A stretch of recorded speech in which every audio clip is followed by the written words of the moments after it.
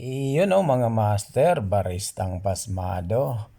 Ito nga pala yung pambungad natin sa ating daily lives routine sa araw-araw na buhay bilang barista dito sa My Coffee Berry.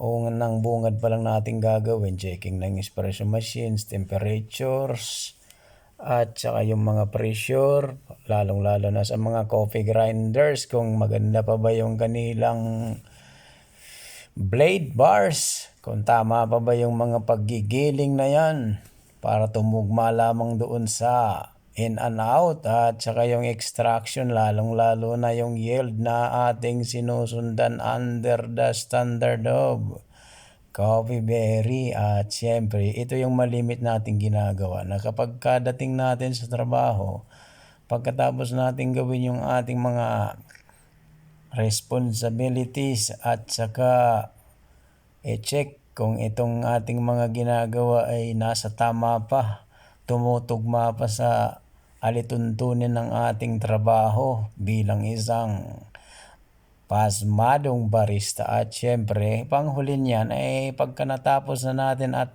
tumugma na lahat ng ating mga ginagawa, lalong-lalo na sa pagkakalibrate especially, ay syempre hindi malilimutan yung pambungad din natin, yung pagbuhos, puling ng ating kape. Dahil ito yung magiging ilaw natin simula sa pagpasok hanggang umuwi, dahil bubuhos tayo at simpleng tatry natin yung ating ginawa para malaman natin kung sagak ba mga master. Kaya eto, sumubok na tayo agad, isang pasimple.